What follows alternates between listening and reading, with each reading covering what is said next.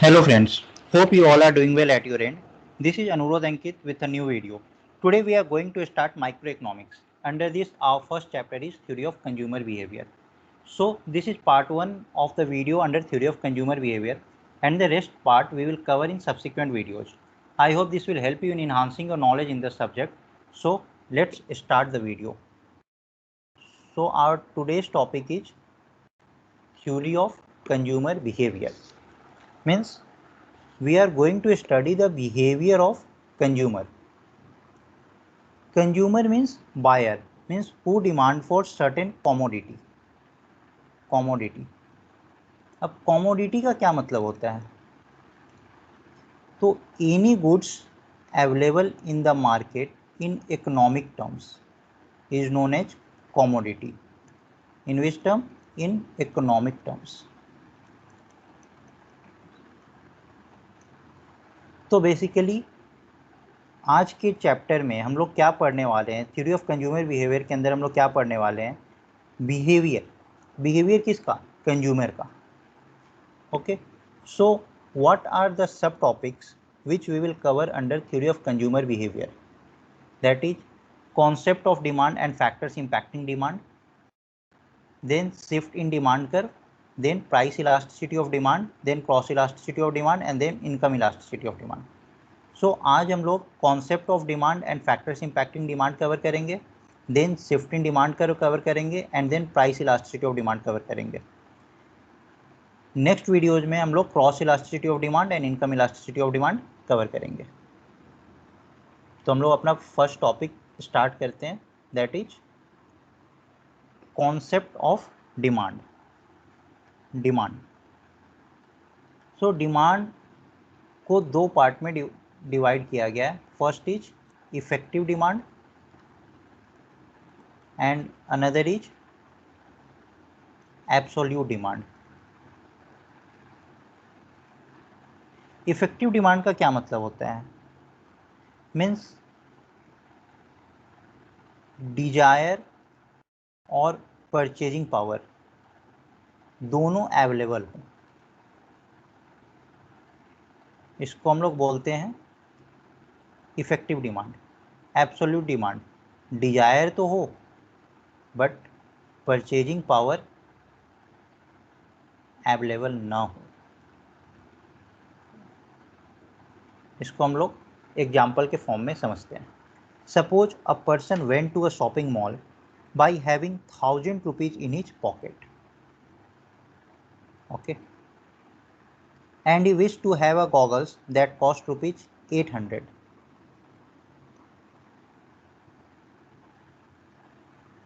So he will purchase the goggle because he has that much amount of money to fulfill his desire. Means ये goggles का cost जो है, goggle का cost कितना है?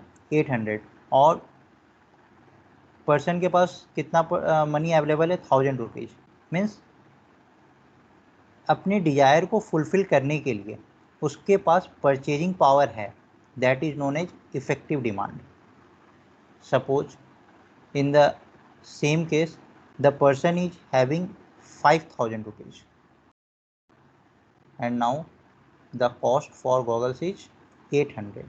सो he has the desire for the goggles but he doesn't have the purchasing power, that is he is not having that much amount of money to fulfill his desire. So this is known as absolute demand.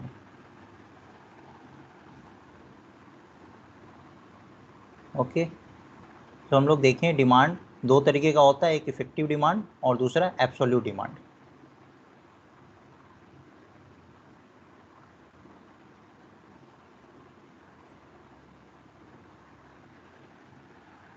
अब हम लोग factors impacting demand देखते हैं.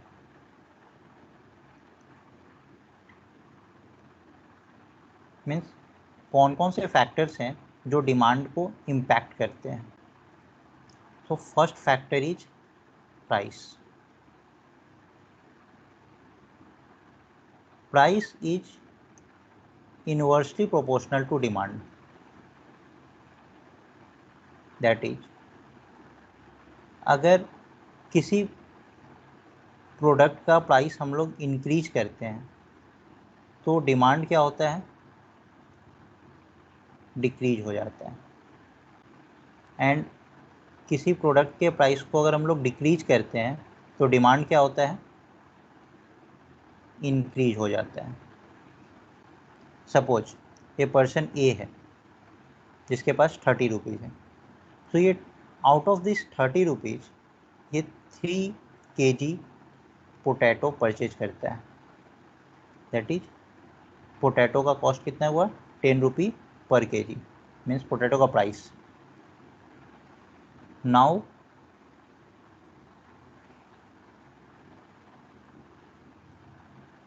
अब potato का price increase हो गया to 15 रुपी पर kg। In that case he will be able to purchase 2 kg of potato। तो यहाँ पे क्या हो रहा है, प्राइस इंक्रीज होने से डिमांड क्या हो रहा है, डिक्रीज हो रहा है। हम लोग दूसरा एग्जांपल लेंगे जिस केस में क्या होगा, प्राइस डिक्रीज करेंगे तो डिमांड क्या होगा, इंक्रीज हो जाएगा। सपोज प्राइस पोटैटो का 5 रुपीज़ पर kg हो गया। नाउ 30 रुपीज़ में अब ये कितना kg पोटैटो खरीद सकता है, तो ये 6 kg पोटैटो खरीद सकता है। तो यहाँ क्या हो रहा है, प्राइस मेरा क्या हो रहा है, डिक्रीज हो रहा है, तो डिमांड मेरा क्या हो रहा है, इंक्रीज हो रहा है। So the first factor is price and price is inversely proportional to demand. Second factors क्या होता है, तो second factors substitute and complements. तो पहले तो हम लोग ये समझते हैं कि सब्स्टिट्यूट क्या होता है और कॉम्प्लीमेंट क्या होता है, देन हम लोग ये देखेंगे कि how substitute and complement impact demand. तो सब्स्टिट्यूट का मतलब क्या होता है, रिप्लेसमेंट।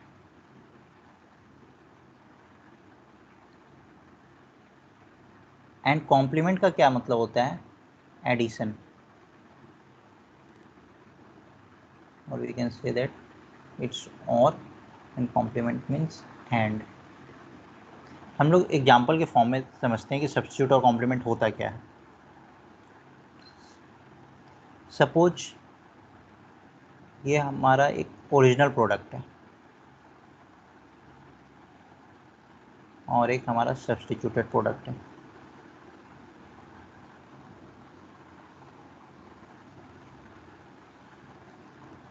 सब्स्टिट्यूटेड प्रोडक्ट है। काऊ मिल्क जो है वो ओरिजिनल प्रोडक्ट है एंड काऊ मिल्क का सब्स्टिट्यूट क्या हो सकता है, तो पाउडर्ड मिल्क।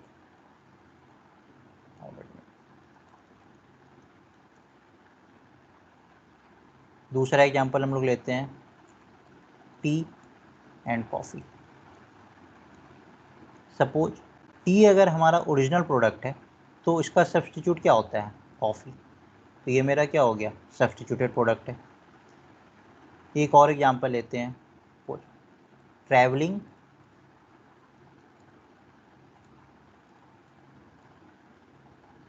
बाय बस, this is our original product, so its substitute is traveling by auto। Okay, तो हम लोग ये देखते हैं कि how it impact the demand. Suppose substituted product के प्राइस को इंक्रीज किया गया, तो जब पाउडर्ड मिल्क को इंक्रीज करेंगे, पाउडर्ड मिल्क के प्राइस को इंक्रीज करेंगे, तो हमारा शिफ्ट डिमांड का किस तरफ होगा, काऊ मिल्क की तरफ। सपोज कॉफ़ी के प्राइस को अगर इंक्रीज किया गया तो people will shift towards T. Suppose travelling by auto becomes expensive तो पीपल विल शिफ्ट टुवर्ड्स बस। सो हम लोग क्या देख रहे हैं कि सब्स्टिट्यूटेड प्रोडक्ट के प्राइस को इंक्रीज करने पे डिमांड जो है ओरिजिनल प्रोडक्ट का ओरिजिनल प्रोडक्ट का वो क्या हो रहा है, इंक्रीज हो जा रहा है।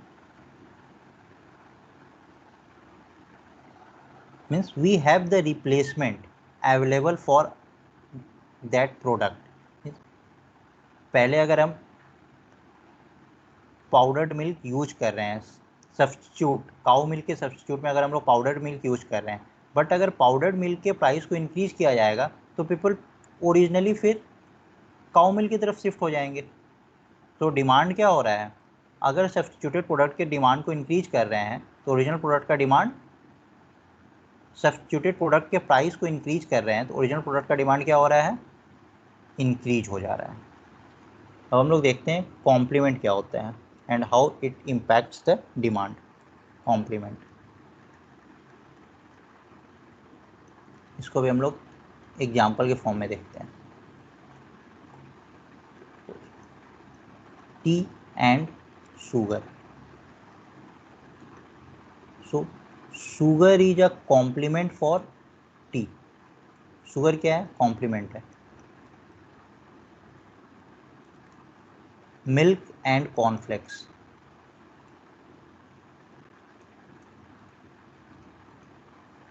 सो in that case cornflakes is a complement for milk. Milk के साथ कॉम्प्लीमेंट लिया जाता है ब्रेकफास्ट में या वॉट एवर। सो अब सपोज करो आप लोग की शुगर के प्राइस को इंक्रीज किया जा रहा है। सो शुगर के प्राइस को इंक्रीज करने से क्या होगा, टी पे क्या इफेक्ट आएगा, तो people will demand T less. Same cornflakes के प्राइस को अगर इंक्रीज किया जा रहा है तो लोग क्या करेगा, कॉर्नफ्लेक्स कम परचेज करेगा। कॉर्नफ्लेक्स का डिमांड क्या होगा, डिक्रीज होगा। डिमांड कॉर्नफ्लेक्स का क्या होगा, डिक्रीज होगा। तो कॉर्नफ्लेक्स का डिमांड डिक्रीज होगा तो मिल्क का डिमांड ऑटोमेटिकली डिक्रीज होगा, क्योंकि कॉर्नफ्लेक्स के साथ मिल्क लिया जा रहा है। सो हम लोग क्या देख रहे हैं कि अगर प्राइस कॉम्प्लीमेंट प्रोडक्ट का इंक्रीज किया जा रहा है तो ओरिजिनल प्रोडक्ट का डिमांड क्या हो रहा है, डिक्रीज हो रहा है। और हमारा जो सब्स्टिट्यूट था उस केस में क्या हो रहा था, अगर सब्स्टिट्यूटेड प्रोडक्ट के प्राइस को इंक्रीज किया जा रहा है तो ओरिजिनल प्रोडक्ट का डिमांड क्या हो रहा था, डिमांड इंक्रीज हो जा रहा था। बट कॉम्प्लीमेंट के केस में क्या होता है, उल्टा होता है। कॉम्प्लीमेंटेड प्रोडक्ट के प्राइस को अगर इंक्रीज किया जा रहा है तो ओरिजिनल प्रोडक्ट का डिमांड जो होता है वो डिक्रीज हो जाता है। Now our third factors which impact the demand is income level. Income level.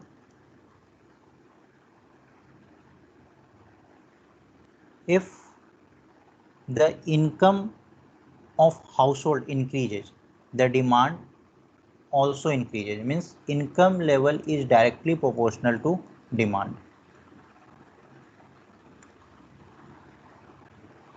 ये बहुत आसान सा है। अगर लोगों का इनकम इंक्रीज होता है तो people demand for the commodity, तो लोगों का डिमांड इंक्रीज होता है। इनकम अगर डिक्रीज होता है तो लोग डिमांड कमोडिटी का कम करते हैं। Fourth factor is consumers taste and preference.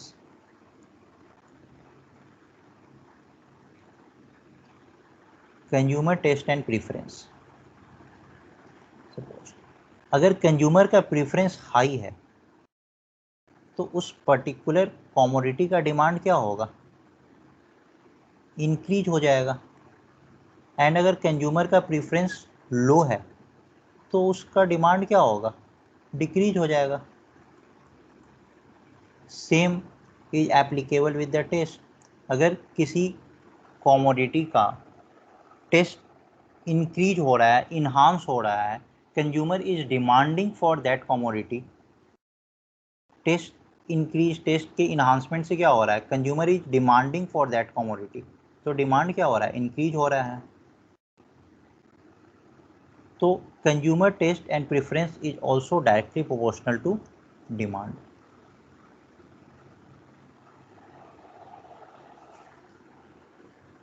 तो हम लोगों का जो फर्स्ट टॉपिक था कॉन्सेप्ट ऑफ डिमांड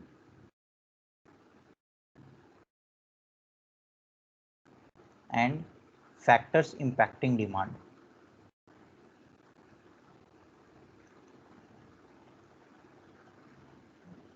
डिमांड ये हम लोग देख चुके हैं। हम लोग अपने नेक्स्ट सब टॉपिक पे चलते हैं, that is shift in demand curve. तो पहले हम लोग को डिमांड कर्व समझना होगा, डिमांड कर्व होता क्या है। जैसे हम लोग लास्ट क्लास में देखे थे डिमांड कर्व क्या होता है, फिर से हम लोग देखते हैं डिमांड कर्व क्या होता है। ये हमारा एक्स एक्सिस है, यहाँ पे हम लोग demand quantity demanded,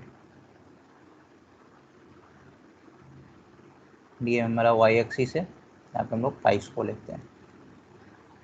so higher the price lower the quantity demanded and lower the price higher the quantity demanded. हम लोग देखे हैं कि price is inversely proportional to demand. So अगर प्राइस P1 है तो क्वांटिटी डिमांडेड हमारा क्या होगा Q1। प्राइस को अगर डिक्रीज करते हैं P1 से P2 तो क्वांटिटी डिमांडेड क्या होगा हमारा इंक्रीज होगा Q2।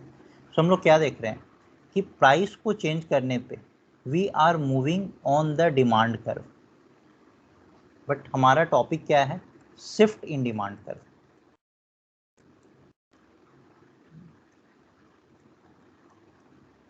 मीन्स इधर the demand curve will shift rightward or it will shift leftward. So in that case shift in demand curve के लिए फर्स्ट रूल जो है price is to be constant. Price को हम लोग कांस्टेंट कह देते हैं, मीन्स प्राइस चेंज नहीं होता है। जब प्राइस चेंज नहीं होता है and other factors changes then there is a shift in demand curve either rightward or leftward। तो हम लोग देखते हैं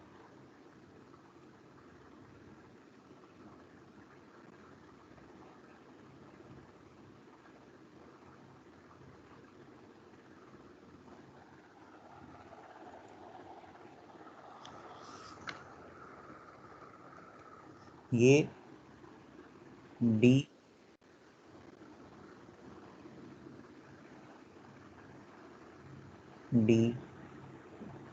this is our demand curve. This is quantity demanded, and this is price. Suppose हमारा price constant है, eight P, price P पे quantity क्या demand है Q। Now at the same price P1 quantity क्या है Q1। Now at the same price P1 if the income of a person increases, so we have seen that income is directly proportional to demand. Income increase होने से क्या होगा demand increase होगा। तो Q1 के जगह पे क्या हो जाएगा Q2 हो जाएगा। मीन्स डिमांड क्या हो रहा है इंक्रीज हो रहा है eight the same price P। Eight the same price P demand क्या हो रहा है हमारा इंक्रीज हो रहा है। And now suppose the income of a person decreases, तो इनकम डिक्रीज होने से क्या होगा क्वांटिटी डिमांडेड रिड्यूस होगा। Eight the same price P1 quantity demanded will be Q3। Quantity demanded Q3 है, द सेम प्राइस P। तो इस demand curve को हम लोग कैसे रिप्रेजेंट करेंगे दिस वे, एंड इस डिमांड कर्व को हम लोग कैसे रिप्रेजेंट करेंगे दिस वे। तो हम लोग क्या देख रहे हैं there is a rightward shift in demand curve when income और consumer preference increases, but there is a leftward shift in demand curve when income or consumer preference decreases.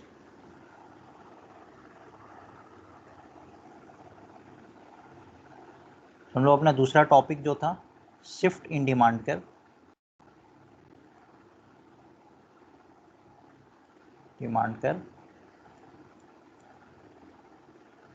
ये हम लोग देख लिए कि डिमांड कर्व शिफ्ट कब होता है, जब प्राइस मेरा कांस्टेंट हो और अदर फैक्टर्स लाइक इनकम और कंज्यूमर प्रीफरेंस और टेस्ट ये चेंज होता है, then there is a shift in demand curve. तो rightward shift that is favourable. Rightward shift कब होता है, जब इनकम या कंज्यूमर प्रेफरेंस इंक्रीज होता है, एंड लेफ्टवर्ड शिफ्ट कब होता है, जब इनकम या कंज्यूमर प्रेफरेंस डिक्रीज होता है. Now our third topic that is price elasticity of demand. City of demand. पहले तो हम लोग ये देखते हैं इलास्टिसिटी का मतलब क्या होता है. इलास्टिसिटी का मतलब होता है change.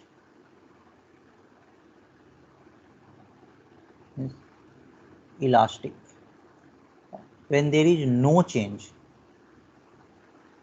then that is inelastic.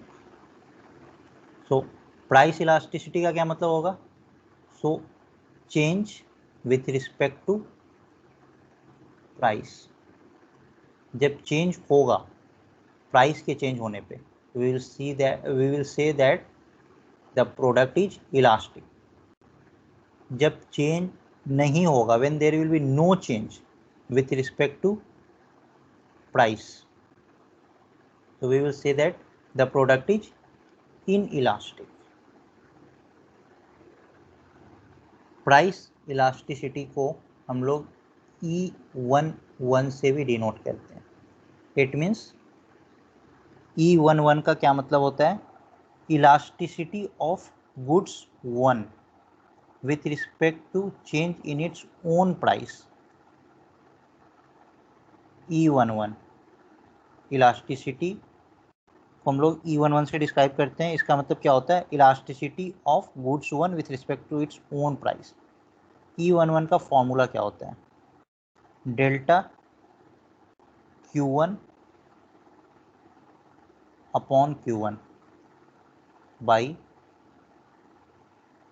Delta P1 upon P1. हम लोग समझते हैं ये होता क्या है. प्राइस इलास्टिसिटी ऑफ डिमांड का क्या मतलब होता है, percentage change in demand with respect to percentage change in price.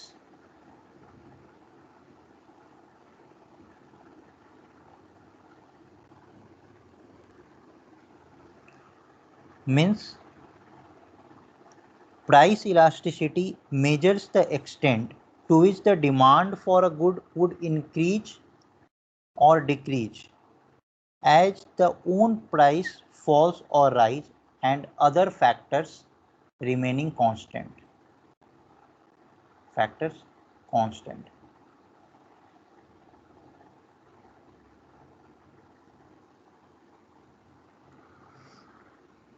Note E11 क्या था, percentage change in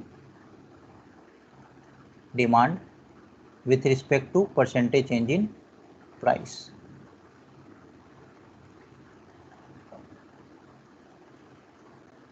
percentage change in demand का क्या मतलब होता है, delta Q by Q into 100 upon delta P by P into 100.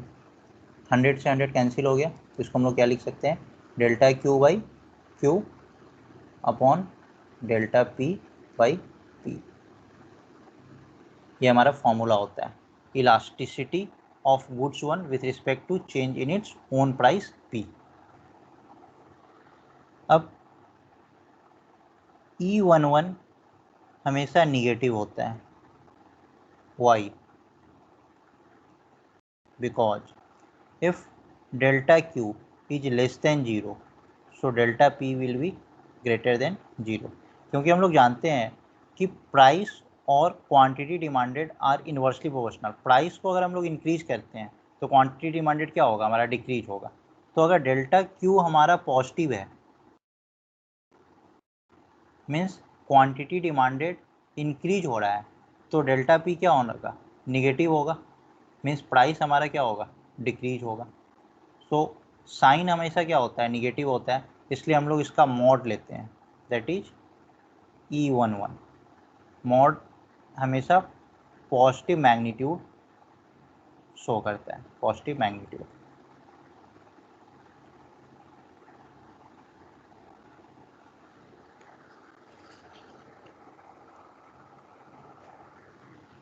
अब price elasticity of demand को हम लोग PED से भी डिनोट करते हैं। PED का मतलब क्या होता है, price, E for elasticity and D for demand. तो PED क्या क्या हो सकता है, PED 0 हो सकता है, PED हमारा 0 एंड 1 के बीच में हो सकता है, बिटवीन। PED 1 हो सकता है, PED ग्रेटर देन 1 हो सकता है, और PED इन्फिनिटी हो सकता है। तो हम लोग देखते हैं कि PED 0 कब होता है। PED 0 का मतलब क्या होगा, delta Q by Q upon delta P by P। So when there is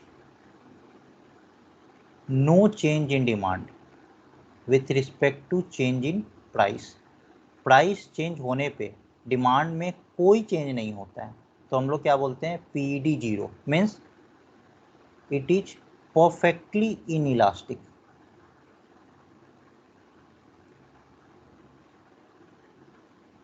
हम लोग देखें इन इलास्टिक का क्या मतलब होता है, no change, no change.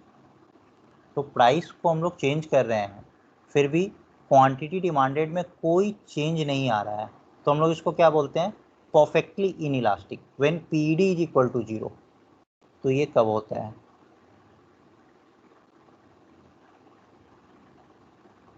This is PED equals 0, that is the graph is parallel to y axis or perpendicular to x axis।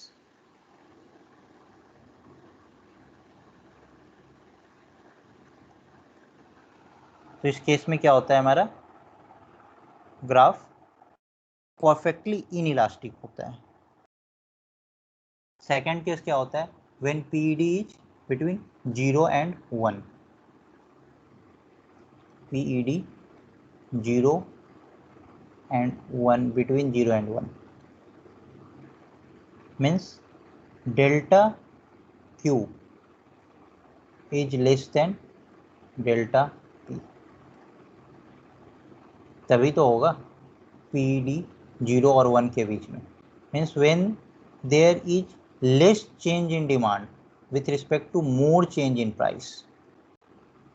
इसका graph कैसे होता है, तो graph will be between 90 degree and 45 degree is this।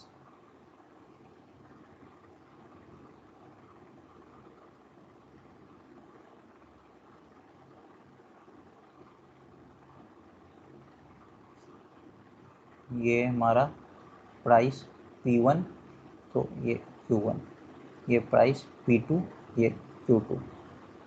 तो ये delta Q जो है, delta Q और ये डेल्टा P, तो हम लोग को दिख रहा है delta Q is less than delta P। सो इस केस में जो हमारा कमोडिटी होता है हम लोग को क्या बोलते हैं, इन इलास्टिक।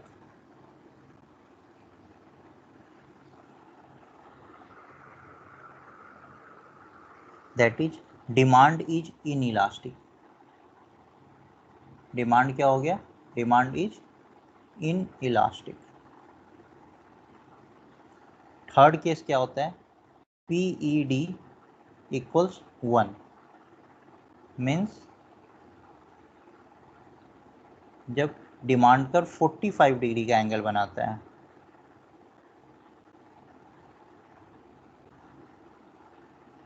मीन्स ये हमारा हो गया डेल्टा Q और ये हमारा हो गया delta P। When delta Q is equal to delta P, इसको हम लोग क्या बोलते हैं, यूनिट इलास्टिक। फोर्थ केस क्या होता है, when PED is greater than 1। तो हमारा जो डिमांड कर्व होता है वो 0 to 45 डिग्री का एंगल बनाता है, 45 डिग्री से कम और 0 डिग्री से ज़्यादा। इस केस में क्या हो रहा है,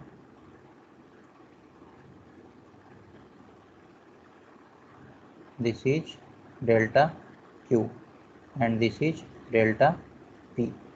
So here delta Q is greater than delta P. So here we say that demand is elastic. And fifth case क्या होता है, PED equal infinity, that is this.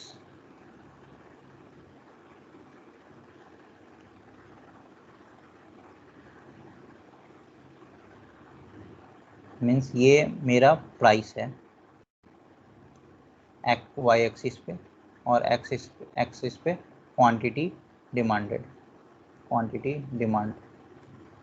So price constant है बट डिमांड क्या हो रहा है मेरा, keep on increasing. सो इस केस में क्या होता है, परफेक्टली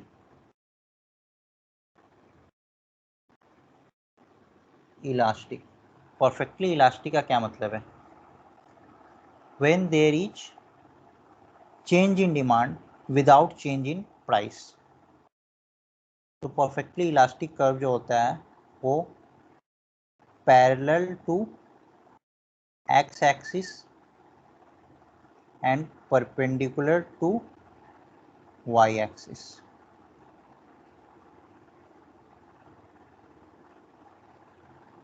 सो हम लोग आज का जो कॉन्सेप्ट है that is concept of demand and factors affecting demand, shift in demand curve and price elasticity of demand, ये concept को हम लोग अभी देखे हैं। Now we will cover these and revise these through notes. Whatever we have read, we will revise it through notes.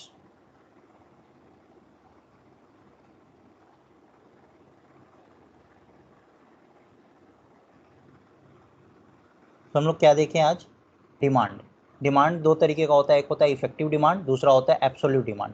Effective demand means desire as well as purchasing power, absolute demand means there is desire but purchasing power is not there, means desire without purchasing power. Now factor impacting demand, कौन कौन से factors जो demand को impact करते हैं, तो price of goods, that is price is inversely proportional to demand, that is put higher the price lower the demand and put lower the price higher the demand. Second क्या था हमारा, substitutes and complement. Substitute का क्या मतलब होता है, replacement, and complement का क्या मतलब होता है, एडिशन। तो हम लोग एग्जाम्पल देखे थे, cow milk substitutes is a powdered milk. तो पाउडर्ड मिल्क क्या होता है, हमारा सब्स्टिट्यूटेड प्रोडक्ट है, और काउ मिल्क क्या ओरिजिनल प्रोडक्ट है। तो if the price of substituted product is increasing, the quantity demand for original product would increase. क्यों, क्योंकि जब सब्स्टिट्यूटेड प्रोडक्ट के प्राइस को हम इंक्रीज करते हैं तो पीपल का जो डिमांड होता है ओरिजिनल प्रोडक्ट की तरफ वो शिफ्ट हो जाता है। तो जब ओरिजिनल प्रोडक्ट की तरफ डिमांड शिफ्ट होगा तो डिमांड ओरिजिनल प्रोडक्ट का ऑटोमेटिकली इंक्रीज होगा। कॉम्प्लीमेंट के केस में क्या होता है, उल्टा होता है। अगर हम लोग कॉम्प्लीमेंट्री प्रोडक्ट के प्राइस को अगर हम लोग इंक्रीज करते हैं तो ओरिजिनल प्रोडक्ट का प्राइस भी हमारा क्या होता है, डिमांड क्या होता है हमारा डिक्रीज हो जाता है। That is, if the price of complement product is increasing, the quantity demanded for original product would decrease. हम लोग एग्जाम्पल देखते हैं कि when price of cornflakes goes up, the demand for cornflakes will go down, and as a result, the demand for fresh milk will also go down. दूसरा example हम लोग क्या देखे थे, टी एंड शुगर का। टी एंड शुगर क्या है हमारा, तो sugar is a complement for tea. So जब हम लोग शुगर के प्राइस को इंक्रीज करते हैं तो टी का जो डिमांड होगा कि वो क्या होगा, डिक्रीज हो जाएगा। इस केस में हम लोग क्या बोल सकते हैं, price and demand moves in opposite direction in case of complement. Third factors हम लोग क्या देखे थे, इनकम लेवल। इनकम लेवल क्या है, households income is directly proportional to demand of goods. Means income increase होने से क्या होता है, डिमांड इंक्रीज होता है, इनकम डिक्रीज होने से क्या होता है, डिमांड डिक्रीज होता है। फोर्थ क्या आता है, consumer taste and preference. Means consumer का अगर टेस्ट इंक्रीज या कंज्यूमर का प्रेफरेंस हाई होता है तो demand for that goods is automatically increases, and if the consumer taste and preference goes down so demand for that goods goes down. ये concept है positive slope का, negative slope का। Positive slope means as x gets larger y gets larger. The amount of money you make based on the number of hours you work. Here at x axis we are taking the number of hour and at y axis money, so it's our positive slope. Positive slope में क्या होता है, हमारा जो tan theta होता है वो theta जो होता है वो 0 to 90 के बीच में लाई करता है। ये हमारा क्या हो गया, निगेटिव स्लोप हो गया। Now demand curve. Demand curve क्या होता है, तो डिमांड कर्व एक्स एक्सिस पे क्या होता है, quantity demanded, and Y axis पे प्राइस होता है। So if the price of a commodity increases, the demand for that commodity decreases। तो हम लोग देख रहे हैं कि प्राइस अगर P1 है तो डिमांड हमारा क्या है, Q1 कम है, बट प्राइस हम जैसे ही डिक्रीज कर रहे हैं तो हमारा जो डिमांड क्या हो रहा है वो इंक्रीज हो रहा है। यहाँ पे एक केस हम लोग देखते हैं कि P0 होता है which is on y axis. तो P0 where demand is 0 is called prohibitory price, means at that price demand will be 0। Second हम लोग क्या देखे थे, shift in demand curve. Shift in demand curve का क्या मतलब होता है कि when we fix the price and upon fixing the price when there is a shift in demand curve इधर राइटवर्ड और leftward, so when price changes the person moves on this demand curve itself. जब price change होता है तो क्या होता है, person इसी डिमांड कर्व पे मूव करता है। But at the same price P, if taste or income increases, people tends to demand more. So in that case, we are seeing that if DD is our demand curve and DD shift to D2, D2 means the taste or preference is decreasing at the same price. So we are moving leftward.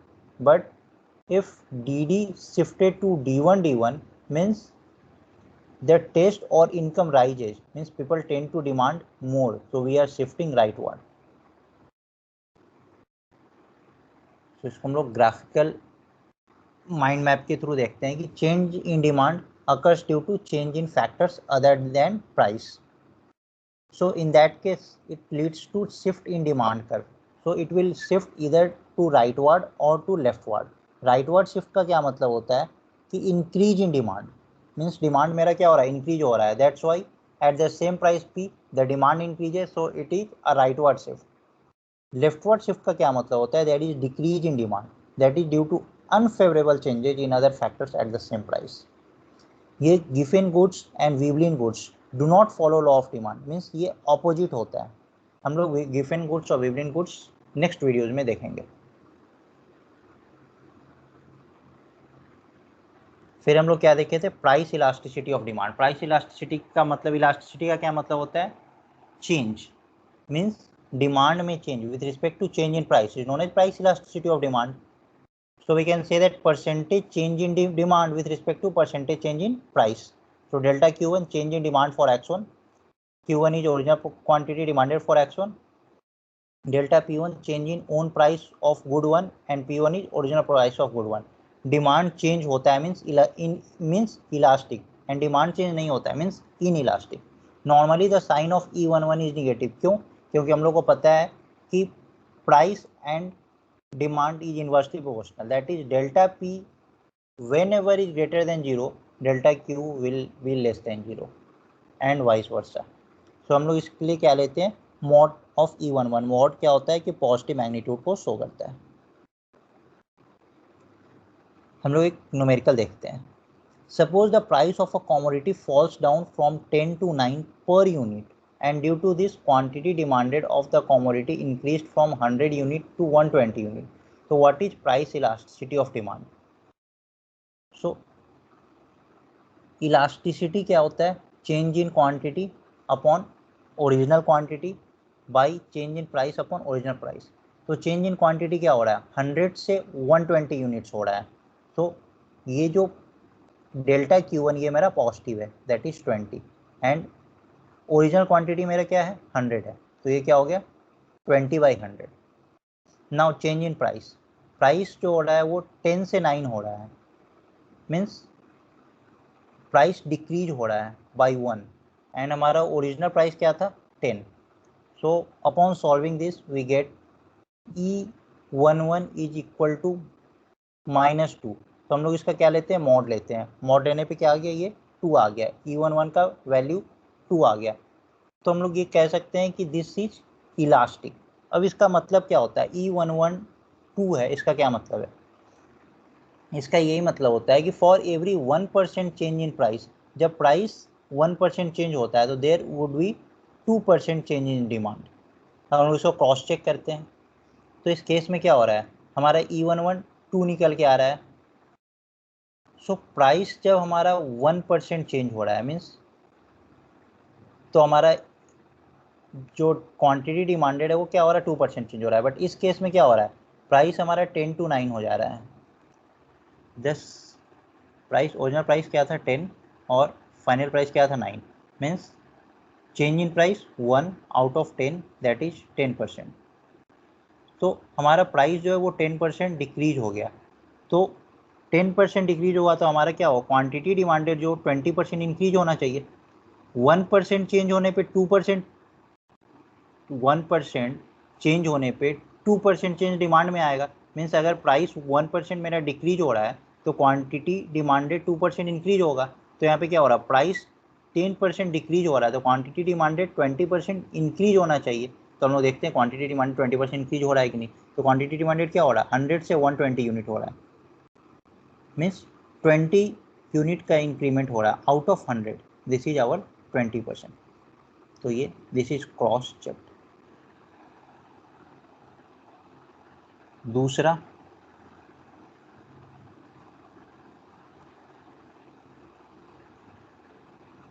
when price is 10, the demand for the good is 100 units and the price elasticity of demand is 1.5. so what will happen to demand when price fall by 10% point? तो पहले तो हमको ये पता है कि price अगर fall करेगा तो डिमांड क्या होगा? हमारा इंक्रीज होगा। ठीक है, हम लोग को क्या दिया हुआ है? प्राइस इलास्टिसिटी 1.5 दिया है। It means for every 1% change in price there will be 1.5% change in demand। तो यहाँ पे क्या हो रहा है? प्राइस 10% डिक्रीज हो रहा है तो 1.5 टाइम्स क्या होगा? डिमांड मेरा इंक्रीज होगा। तो डिमांड मेरा 15% इंक्रीज होगा। So demand increases by 15%। इसको हम लोग ऐसे भी कर सकते हैं। इलास्टिसिटी क्या दे रखा है? 1.5। यहाँ पे डेल्टा Q1 नहीं पता है। ओरिजिनल प्राइस, ओरिजिनल क्वांटिटी हम लोग 100 लेके चलते हैं। तो change in price 10% means 0.1 of original price P1, and original price क्या दे रखा है? हमारा P1 दे रखा है। P1 से P1 कैंसिल हो गया। जब हम लोग उसको सॉल्व करते हैं तो ये 0.15 into 100 that is 15%। So demand increases by 15%। ऐसे भी हम लोग कर सकते हैं और ऐसे भी कर सकते हैं, but this is simplified version, क्योंकि हम लोग को सीधा पता है डिमांड इलास्टिसिटी क्या दे रखा है? 1.5। इट मीन्स 1% चेंज, 1.5% चेंज हमारा डिमांड में होगा। तो प्राइस में जब 10% डिक्रीज हो रहा है तो हमारा क्वांटिटी डिमांड क्या होगा? 15% इंक्रीज हो जाएगा। ओके,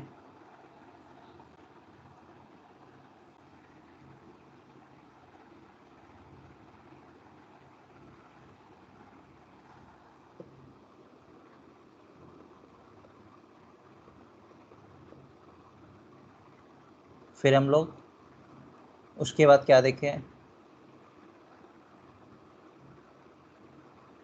कि what are the important value for price elasticity of demand.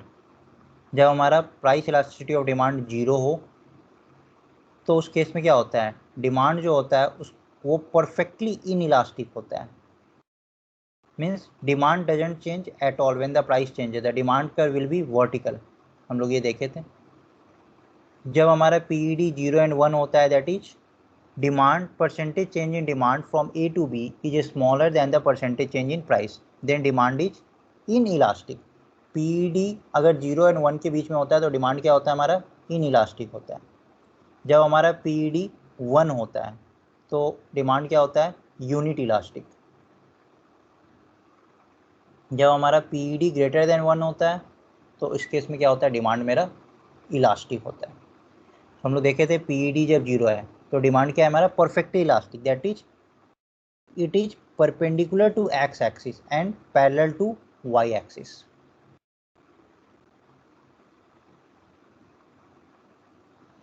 दूसरा केस क्या है, if PD is between 0 and 1 it is inelastic, if the percentage change in demand is less than the percentage change in price, that is delta Q is less than delta P or delta P is greater than delta Q। तो इस case में क्या हो रहा है, suppose the price of chocolate increases from 10 to 20 and the associated demand decreases from 10 to 5, so PD is what, तो हमारा जो डिमांड जो हो रहा है वो 50% डिक्रीज हो रहा है और हमारा जो प्राइस है वो 100% इंक्रीज हो रहा है। 10 to 20 means there is a change of 10 out of 10 that is 100%, and 10 to 5 means change of 5 out of 10 that is 50%। So PED क्या आ रहा है, 1/2 that is 0.5, that is between 0 and 1। तो ये डिमांड यहाँ पे क्या हो गया, इन इलास्टिक हो गया। थर्ड केस क्या है, unit elastic, means when the percentage change of demand is same as the percentage change in price, so demand is unit elastic. For example, the price of chocolate drops from 10 to 5 and the demand increases from 10 to 15. तो in this case क्या हो रहा है कि percentage change in demand is equal to percentage change in price, 50% upon 50% is equal to 1, so it is unit elastic. फिर हम लोग fourth case क्या देखे थे, इलास्टिक। इलास्टिक केस में क्या था, if the percentage change in demand is more than the percentage change in price, that is the demand is perfectly elastic. Example से हम लोग देखते हैं, if a 10% increase in price causes 20% drop in demand, then coefficient of PED is 2, which means that the demand is elastic. Coefficient 2 है, 2 का क्या मतलब, greater than 1 है, तो इस केस में क्या हो जाएगा, डिमांड क्या हो जाएगा, इलास्टिक हो जाएगा। लास्ट केस हम लोग क्या देखे थे, परफेक्टली इलास्टिक। परफेक्टली इलास्टिक का क्या मतलब होता है, पीईडी इन्फिनिटी हो, मीन्स डिमांड हमारा चेंज हो रहा है और प्राइस हमारा कांस्टेंट हो। When demand keeps on increasing without any increase in price, it is called perfectly elastic। किस केस में होता है, तो फूड ग्रेन्स, यानी फूड ग्रेन्स के केस में क्या होता है, प्राइस आपका कांस्टेंट होता है लेकिन डिमांड चेंज हो रहा होता है।